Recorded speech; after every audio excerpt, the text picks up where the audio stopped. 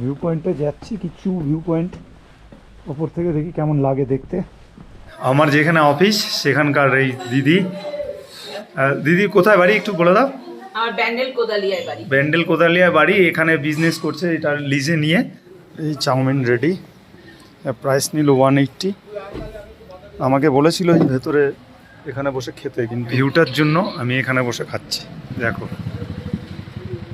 এখানে একটা ভিউ আর এখানে বসে চাউমিন। এই তিস্তারিবার তার উল্টো দিকে এই গ্যারেজটায় চেনটা লুপ করে নিচ্ছি আর টায়ার প্রেশার চেক করে নিচ্ছি। আসার সময় টায়ার প্রেশার চেক করা হয়নি, এখন চেন লুপ করবো।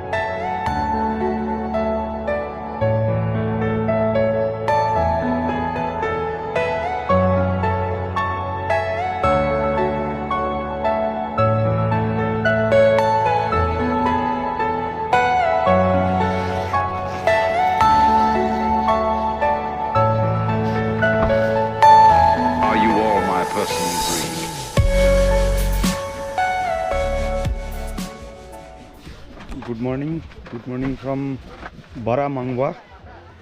এখানে শিবাকে রাখা আছে। এটা হচ্ছে এন্ট্রান্স, এখান দিয়ে তোমাদের আসতে হবে।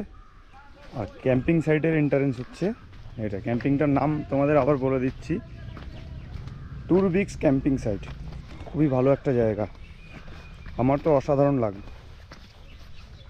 এইটা এন্ট্রান্স, সব টেন্ট, টয়লেট আছে, ল্যাট্রিন আছে, ওটা common. Morning sir. Morning morning Arpan, ये लोग अब जा रहा है ट्रैकिंग में। নিচেও কিছু টেন্ট রাখা আছে, এখানে তোমরা দেখতে পাচ্ছ। এগুলোর প্রাইস একটু কম, ওপরেরগুলোর প্রাইস একটু হাই। এখানে একটা সেলফি পয়েন্ট মতো করা আছে, এখান থেকে ভিউটা ভালো আসে। এই ক্যাম্পিং সাইটের যে ওনার আছে উনি বললেন এখান থেকে ওয়েদার ভালো থাকলে পুরো হিমালয়ান রেঞ্জটা দেখা যায়। লাগেজ গোটানো কমপ্লিট হয়ে গেছে। আমার প্ল্যান হচ্ছে আজকে আমি যাব রাবাংলা। ওই দেখো আমার শিবা রেডি। তো চলো রাইডে বেরিয়ে তোমাদের সঙ্গে আবার কথা হবে মোটো ব্লগ সেটআপে। ক্যাম্পিং সাইট থেকে বেরোচ্ছি, জয় বজরং বলি। ভাইয়া চলতে ঠিক আছে। আচ্ছা, রাস্তাটা কালকে যেটা তোমাদেরকে বলছিলাম, এই রাস্তাটা নিয়ে সত্যি অ্যাডভেঞ্চারাস একটা জায়গা। আর রাস্তাটা তো শুধু দেখতে থাকো, এইবার কতটাও হাইট গেইন করে আমি উপরে এসেছি। আমাদের লাদাখ রাইডের পাকিস্তান বর্ডারে যাওয়ার রাতের কথা মনে পড়ছে। যা সকতে না, এই পাশ থেকে উঠেছিলাম, উঠে আমি এই দিকে বেরিয়ে গেছিলাম, এই সোজা আমাকে যদিও গুগল এই রাস্তাটাই দেখায়, কিন্তু এই দিকের যে রাস্তা আছে এটা হচ্ছে অরিজিনাল ক্যাম্পিংয়ের জায়গা। ওখানে দেখো লেখা আছে দিস ওয়ে টু টুরবিক্স ক্যাম্পিং। ঠিক আছে, এটা এখান দিয়ে চলে যাবে, আর এটা গেলে 32 মিনিট ঘুরে তোমাদের ক্যাম্পে যেতে হবে।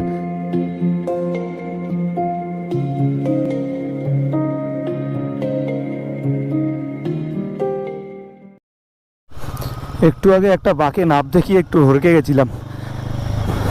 দেখো এখানটা দেখো, আইস্তা আইস্তা। এই যে এই জায়গাটা পুরো একটা সাইড নেই, আস্তে আস্তে দু জায়গায় দাঁড়ালাম। কারণ একটাই, এইখানে এই নিচে তিস্তা নদীর ভিউটা খুব ভালো আসছে। ভাবি একটা ড্রোন শট নেব। আজকে অত তাড়া নেই, কারণ 3.5 ঘন্টা আমার লাগবে এখান থেকে রাবাংলা যেতে। তো তিস্তা নদীর একটা ড্রোন শট নিয়ে নিই, আগে গিয়ে হয়তো আরও বেটার কিছু পাবো, কিন্তু এই জায়গাটা যেহেতু পেয়েছি একটা ড্রোন শট নিয়ে নিই।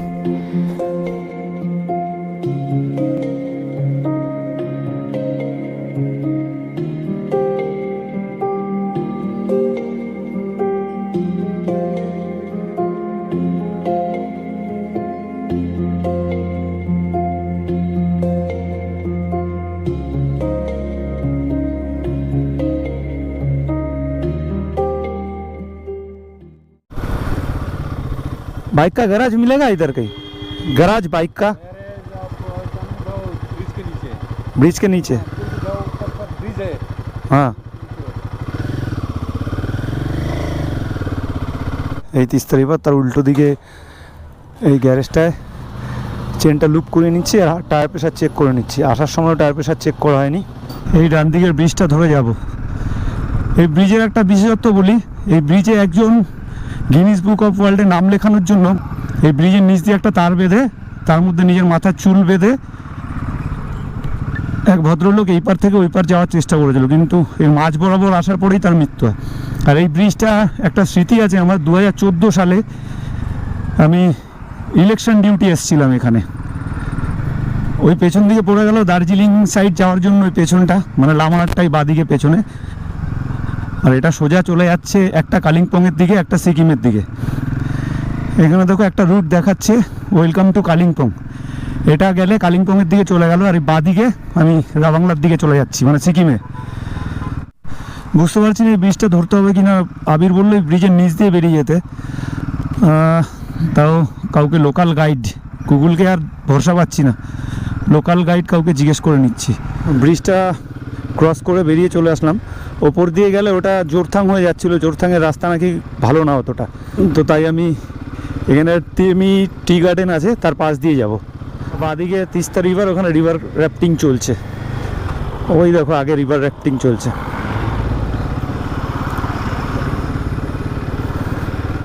এখানে কিছুটা অফরোড আছে, মানে পেছনেও কিছুটা অফরোড ছিল, সম্ভবত ল্যান্ডস্লাইড হয়ে থাকবে বা রাস্তা তৈরির জন্য আমার মনে হয় ল্যান্ডস্লাইড হয়েছিল। দেখো এখান থেকে রংপো 2 কিলোমিটার, সিংথাম 13 কিলোমিটার, গ্যাংটক 41, আর নামচি 46, নাথুলা 97। আমার প্রথম দিন রংপোই আসার কথা ছিল যখন আমি প্ল্যান করেছিলাম নর্থ সিকিমের জন্য, গুরুদুংমারের জন্য। সেটা রাস্তা এখন বন্ধ, তাই হয়ে ওঠেনি। তো এখন আমি সিংথামের দিকে যাচ্ছি। সিংথাম 12 কিলোমিটার, গ্যাংটক 38, নামচি 43। একটা সুন্দর ভিউ রয়েছে সামনে। राबांगला जाना है। राबांगला सीधा सा स्ट्रेट ये থ্যাংক ইউ। আমি এখন সিংথাম ক্রস করছি, এখান থেকে আর 1 ঘন্টার মতো লাগবে রাবাংলা।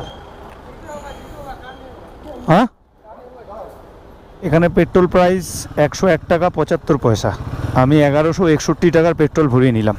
এটা হচ্ছে সিংথাম মার্কেট। এখানেও বিভিন্ন রকম লজ, হোমস্টে বলবো না, হোমস্টে আমি ঠিক জানি না, হোমস্টেও হয়তো আছে, হোটেল তো অনেক আছে। এখানেও প্রচুর ভিড়। আজকে অসুবিধাই হচ্ছে না আমার রাস্তা চিনতে, কারণ লোকাল যারা গাইড আছে তাদেরকেই জিজ্ঞেস করছি, গুগলকে আমি ভরসা পাচ্ছি না। কালকে রাতে আমাকে কোন জঙ্গলের ভেতরে ঢুকিয়ে দিচ্ছিল। ওপর দিয়ে যে রাস্তাটা গেছে সেটা মাঙ্গানের দিকে যাবে, আর এই নিচের রাস্তাটা রাবাংলা মানে নামচি হয়ে রাবাংলা যাচ্ছে।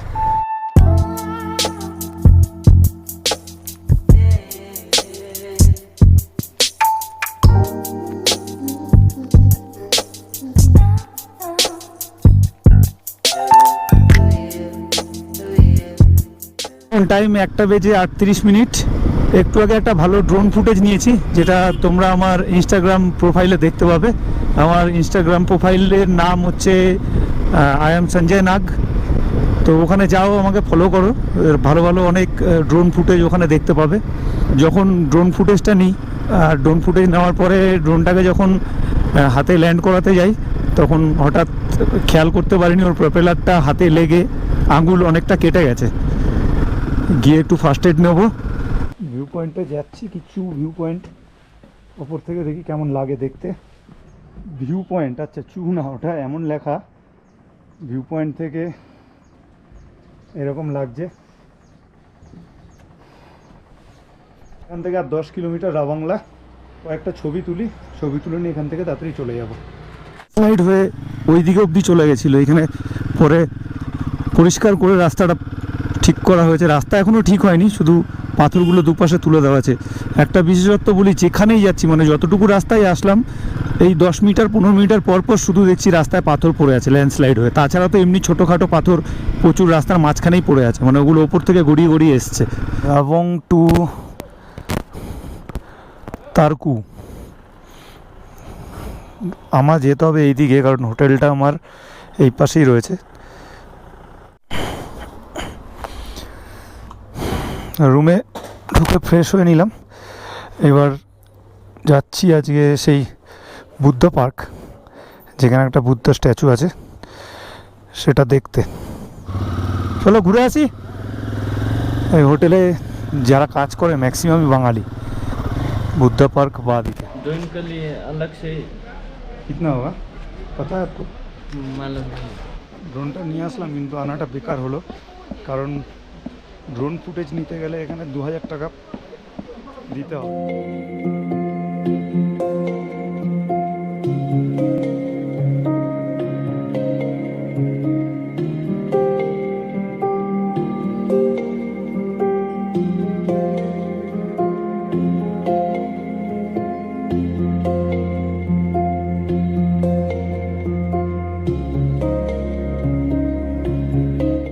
আমার পেছনে যে বুদ্ধা স্ট্যাচুটা আছে এটা 2006 থেকে 2013 সালের মধ্যে বানানো হয়েছিল, আর এর হাইট হচ্ছে 130 ফিট।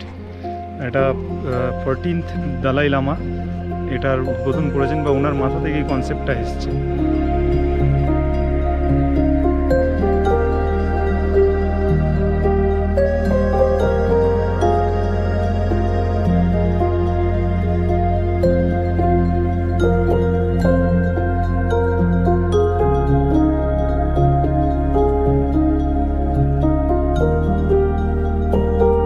আমার যেখানে অফিস সেখানকার এই দিদি, দিদি কোথায় বাড়ি একটু বলে দাও। আমার ব্যান্ডেল কোদালিয়ায় বাড়ি। ব্যান্ডেল কোদালিয়া বাড়ি, এখানে বিজনেস করছে এটা লিজে নিয়ে। আর এই ভাইয়ের বাড়িও ফুলপুকুরের ওখানে, হোটেল বুদ্ধ মিখা। এখানে রুমও পাওয়া যায়। একদম লোকেশনটা তোমাদের সঙ্গে শেয়ার করছি, একদম দেখো এই বুদ্ধ পার্কের বুদ্ধা স্ট্যাচুর একদম অপোজিট সাইডে। এটা ওনাদের ওখানে অ্যাকচুয়ালি কিচেন আর ওপরেও থাকার জায়গা আছে। আর এই আমার শিবা এখানে দাঁড়িয়ে আছে। সুন্দর একটা লোকেশনে একটা বাঙালি হোটেল। তোমরা যারা আসছো কলকাতা থেকে, এখানে রেস্টুরেন্ট আছে, এখানে ডিনার, লাঞ্চ, ব্রেকফাস্ট সব ব্যবস্থাই আছে। রুমটা তোমাদের সঙ্গে শেয়ার করে দিই। যদিও রুমটা 1300 টাকা নিয়েছে ইনক্লুডিং ডিনার আর ব্রেকফাস্ট। লাইটটা একটু কম আছে রুমে। ডবল বেড, একটা টিভি আছে, এটা দেখার কেউ নেই। আমার রাইডিং গিয়ার্স সব পড়ে আছে। আর এইদিকে বাথরুমটা দেখিয়ে দিই, একটা গিজার আছে। আর এই হচ্ছে এই দিকটা। আজকে ডিনার চলে এসছে। ডিনারে আছে গ্রিন স্যালাড, 2 পিস চিকেন আর রাইস। যদিও আরও কিছু বলছিল ওরা, কিন্তু আমি আর বেশি কিছু বলিনি। আমি বললাম স্যালাড, চিকেন আর রাইস দিলেই হয়ে যাবে। তো ডিনারটা সেরে নিয়ে শুয়ে পড়তে হবে। একটু চেষ্টা করছিলাম ভিডিও এডিট করার, কিন্তু শরীরটা এত খারাপ লাগছে সারাদিন রাইড করার পরে, হাত ফাতগুলো পুরো ব্যথা হয়ে আছে। আর ইচ্ছা করছে না ভিডিও এডিট করা। তার মধ্যে এখানে যে ওয়াইফাইটা আছে, ওয়াইফাইটা কাজ করছে না। তো ভিডিও এডিট করেও লাভ নেই, কারণ সেই আমাকে কালকে বা পরশু বা বাড়িতে গিয়ে ভিডিও আমাকে আপলোড করতে হবে। তো জানি না, আরেকবার চেষ্টা করবো ওয়াইফাই দিয়ে আপলোড করার। আর ভিডিও যদি তোমাদের ভালো লেগে থাকে, ব্লগ ভালো লেগে থাকলে চ্যানেলটাকে লাইক, সাবস্ক্রাইব আর ভিডিও শেয়ার করে দিও। আর আজকে এটুকুই। আবার কাল ভোরে উঠে আমাকে বেরোতে হবে পেলিংয়ের দিকে। আর দেন পরশু দিন কোথায় যাব সব তোমাদের সঙ্গে শেয়ার করে দেবো। তো আজকের মতো এটুকুই। চলো, গুড নাইট, সবাই ভালো থেকো, সুস্থ থেকো।